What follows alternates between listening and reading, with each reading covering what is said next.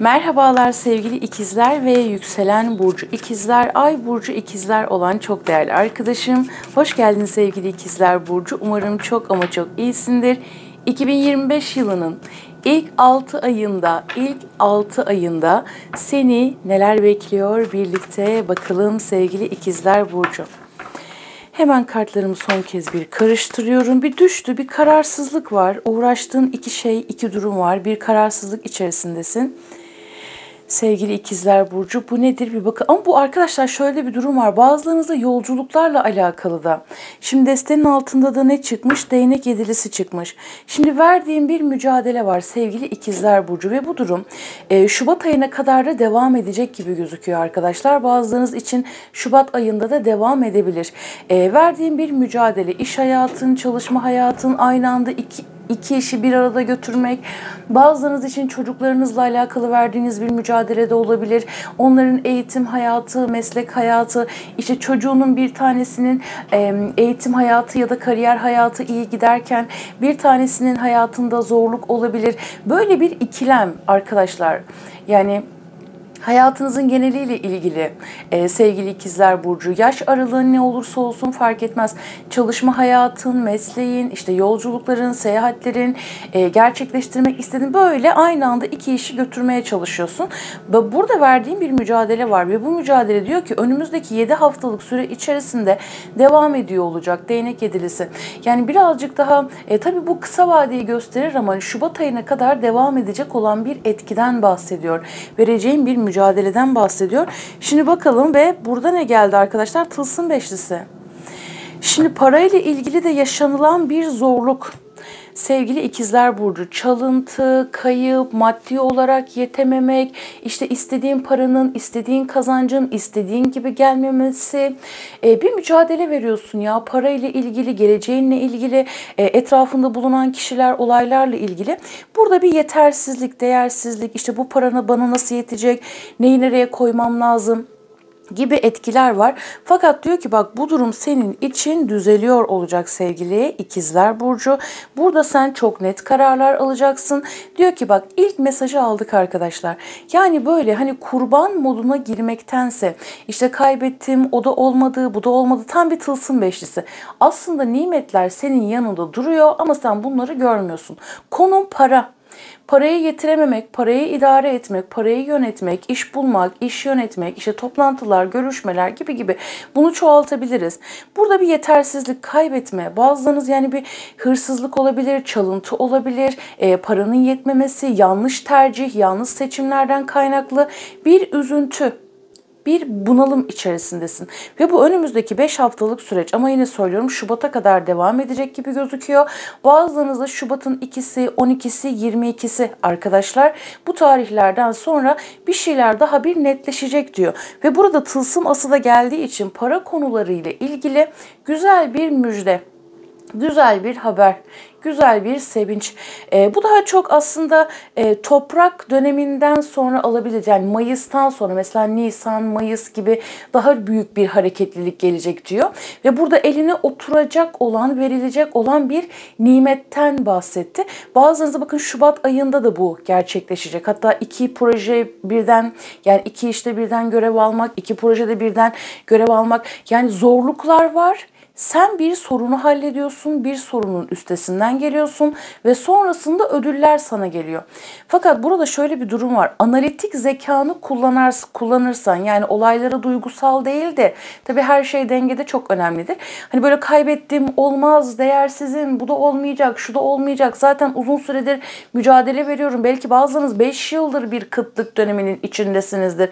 Daha fazla da olabilir. 5 aydır, 5 yıldır gibi. Burada diyor ki yani burada sen bir sorunu hallediyorsun ve senin için burada değnek beşlisi var. Yani ciddi bir mücadele var arkadaşlar. Bazılarınızda bakın mahkemeyle alakalı, Mahkemeyle alakalı mahkemeli konular, boşanma durumları olabilir, işte alacak verecek konuları olabilir. Bunlarla ilgili verdiğin mücadele olabilir. Ve burada gizli bir şeyler de, olaylar çok enteresan gitti. Gizli bir şeyler de açığa çıkacak ve bir kadından da destek alacaksın aynı zamanda. Yani bir kadın hanımefendiden, dişil enerjiden gelecek olan destek söz konusu. Yani burada bir olayların ertelenme modu var. Bu önümüzdeki 5 hafta daha devam edecek gibi gözüküyor. Tabii kartlarımızı açacağız ve devam edeceğiz. Mahkemeyle alakalı verdiğim mücadeleler, hayatına beklediğim bir adalet, beklediğim şey beklediğim gibi çıkmadı. Aslında bu böyle değildi gibi ama bir yerden gelecekti diyor yani. Gelecek. Hani beklediğin gibi çıkmadığın bir şey okey ama bir yerden bir şeyler de gelecek diyor.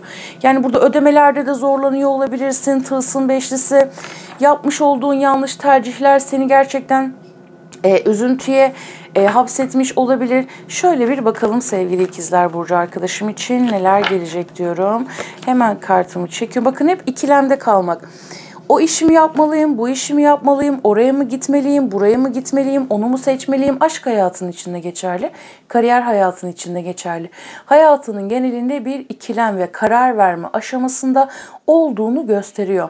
Arkadaşlar balık döneminde yani Şubat, Mart, Şubat'ın ikinci yarısından sonra Mart ve Kova döneminde de aynı şekilde. Ama daha çok balık döneminden sonra bir şeylerin, bak tam Şubat'tan sonra daha da bir rahatlamaya ve aynı zamanda diyor ki hislerin çok kuvvetli olacak. Özellikle balık, akrep etkili olan arkadaşlarım varsa bu çok ek bilgidir. Ekstra bir şanslı olacaksınız diyor. Yani bu olaylardan bakın kupa dokuzusu başarıyla çıkacaksın dedi. Şöyle yapalım arkadaşlar. Dünya kartı evet yani bakın. Bakın. Ve arkadaşlar şimdi ilk yarısını yorumladık ama 9. ayda da çok enteresan gelişmeler olacak. Pek çoğunuz için. Şimdi şöyle bir yapalım bakalım neler gelecek diyelim hemen. Fakat burada kılıç yedilisi bak biri seni o kadar çok gözetliyor ki. Bak biri seni gözetliyor sevgili ikizler burcu. Şimdi bunun ilk yorumunu yapalım. Yaptığın işleri gözetleyen, attığın adımları gözetleyen, projelerini inceleyen, seni takip eden, İyi niyetli de olabilir, kötü niyetli de olabilir. Kötü niyetli nasıl olabilir? Seni taklit etmek istiyordur, açığını aramak istiyordur. Önümüzdeki 7 haftalık süreç buna birazcık daha dikkat etmende fayda var sevgili İkizler Burcu.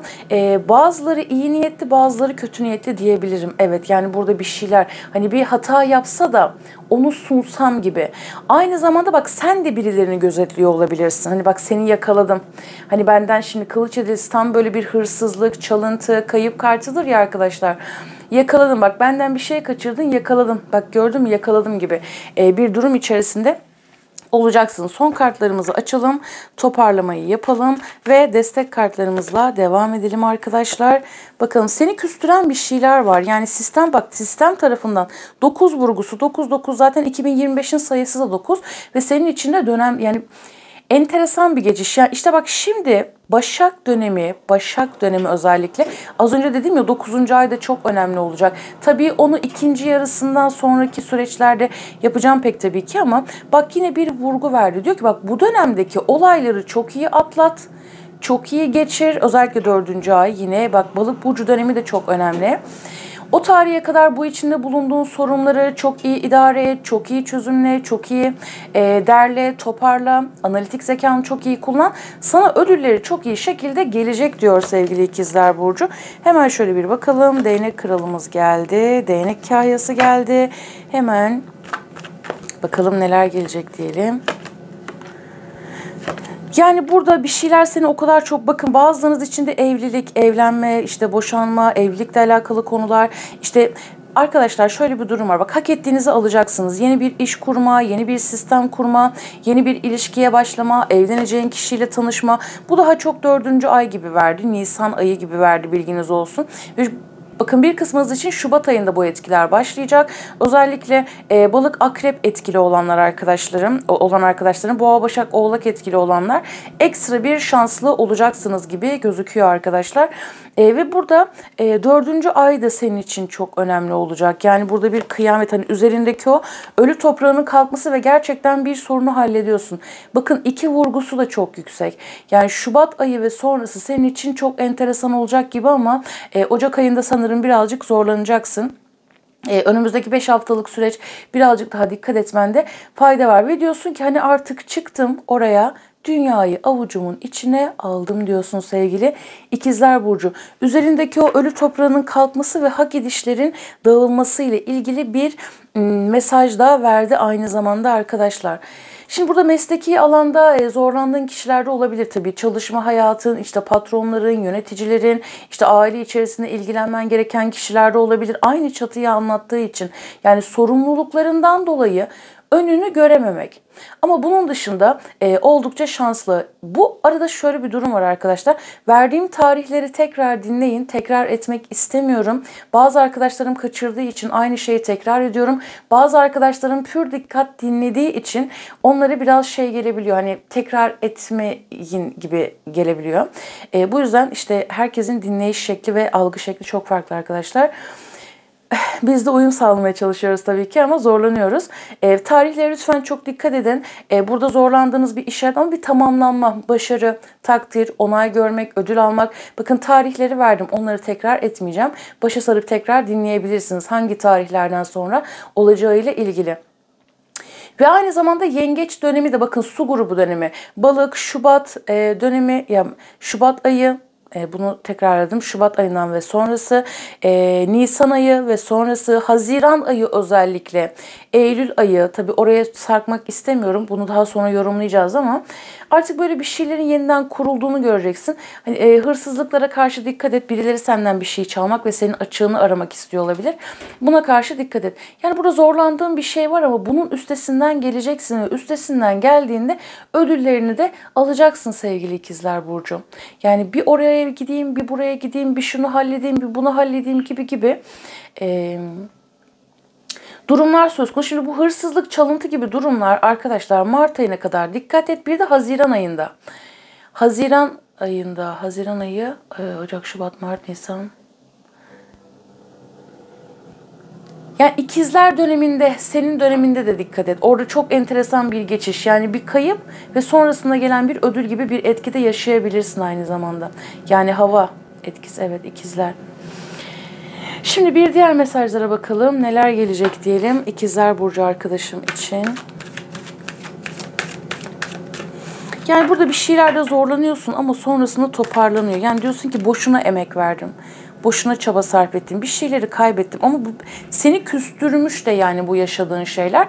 Bunu yapma diyor. Bu durum toparlanacak. Kendi değerine gel dedi. Ve yolun açık diyor sevgili İkizler Burcu. Merak etme, yolunda Küheylan gibi gidiyorsun. Sanki bir uçarak gidiyorsun. Merak etme, yolunda uçarak gidiyorsun. Sanki bir küheylanın kanatlarında uçar gibi dedi. Bir melek kartı daha alalım ve diğer kartımıza geçelim. Ve sabırla bekle diyor sevgili İkizler Burcu. Güzelliğin gülleri sabrın bahçesinde yeşerir. Arkadaşlar burada da ne gelmiş biliyor musunuz? Bakın, sessiz ol. Bazen susmak en iyi cevaptır. Zihnini susturduğunda meleklerin sevgisini duyabilirsin. Yani bu aslında doğru cevabı duyabilirsin. Hani sürekli angarya şeyler, öyle mi olacak, böyle mi olacak gibi zihnini psikolojik olarak kendini yormana gerek yok dedi. Arketip mesaja bakalım. Ne gelecek diyelim. Dikkat etmesi gereken şey nedir? Gelecek olan etki nedir diyelim İkizler Burcu arkadaşım için. Sabotaj geldi arkadaşlar. Sabotaj olumlu nitelik, benliğinin güçlenmesi ve bunun hayatında yapacağı değişiklikler konusunda korkunun altını çizer dedi. Ay bu çok güzel bir mesajdı. Peki gölge taraf nedir? Düşmemen gereken hal tutum nedir? Kendine karşı yıkıcı davranışları veya başkalarını baltalama isteğini teşvik eder. Bak bunu sana da yapabilirler.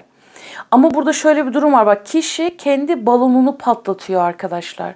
Kendi kendini de sabote edebilirsin. Kendi kendine de zarar verebilir. Burada da ne demişti? Zihnini susturmaktan bahsetmişti. Olumsuz düşünüyorsan tabii hani analitik düşünüyorsan, çözüm odaklı düşünüyorsan okey yani bunda bir sıkıntı yok. Burada bak kendi kendini de engelleyebilirsin dedi. Hemen şöyle bakalım ve hevesli. Yeni hobilere başlamak, bir hobi edinmek sana çok iyi gelecektir. Şimdi olumlu nitelik diyor ki bak, profesyonel olması gerekmeden sanattan zevk almak, sizi arayışınızla yüzeysel olma tehlikesine karşı uyarır dedi. Hobilerle ilgilenmek de çok iyi gelecektir. Sanatla ilgili işler yapan arkadaşlarım, olacak mı, olmayacak mı gibi düşüncelere kapılabilirsiniz. Ben her açılımda söylüyorum. Özellikle son aylarda biliyorsunuz sanatla ilgili bir şeyler yapan arkadaşlarım mutlaka kendinizi gösterin. YouTube'dan bir kanal açabilirsiniz arkadaşlar. Yapın, yani gösterin kendinizi. Şimdi burada gölge taraf nedir dediğimde, gerçekte olduğundan daha derin bilgiye sahipmişsin gibi davranmak. Yani aslında değilsin ama öyleymişsin gibi davranabilirsin. Buna dikkat edebilirsin. Bu karşı taraftan öyle de gelebilirler. Yani bu yanılgılar da. Çünkü bak burada kılıç edilisi de vardı ya. Yani karşındaki insanlar da sana aslında bilgeymiş gibi gelebilir ama o işle ilgili ne eğitimi vardır, ne vasfı vardır, ne tecrübesi, hiçbir şey yoktur. Bu tarz insanlara karşı da dikkat et mesela. Hani işte bir iş yapacaksın. Bu her türlü meslek olabilir arkadaşlar. Aslında hiçbir eğitim yoktur, vasfı yoktur ama kendisini öyle tanıtır. Her meslek grubunda da var biliyorsun. Bunlara karşı da dikkatli ol dedi. Sen de bu yanılgılara düşmeye dikkat et dedi. Onu da altını çizelim. Yani kendimizdeki kusurları kabul etmiyoruz maalesef. İşte sorunların çoğu da bundan çıkabiliyor. Hemen şöyle bir bakalım. Bataklık yakomuzu dedi. Bataklık yakomuzu. Gölgelerin içindeki gizli hazineler. Şimdi burada hobi ve sanatsal etkilerle ilgili görsel mesajlar da geldiği için hem yazısal hem görsel diyelim arkadaşlar. Burada sözel diyemiyorum çünkü okuyoruz. Burada gölgelerin içindeki, yani kendindeki gizli bir hazineyi de keşfedeceksin aynı zamanda. Ya benim buna yeteneğim var mıymış? Ben bunu yapabiliyormuşum gibi. Bir etkiyle de evet ben bunu yapabiliyormuşum gibi. Güzel bir etkiyle de karşılaşacaksın dedi. Her şey gönlünce olsun. Abone olmayı unutma ki sen de bu enerjiye dahil ol. Kendine çok iyi bak ve alma verme dengesi emek karşılığı arkadaşlar. Görüşürüz. Hoşça kal.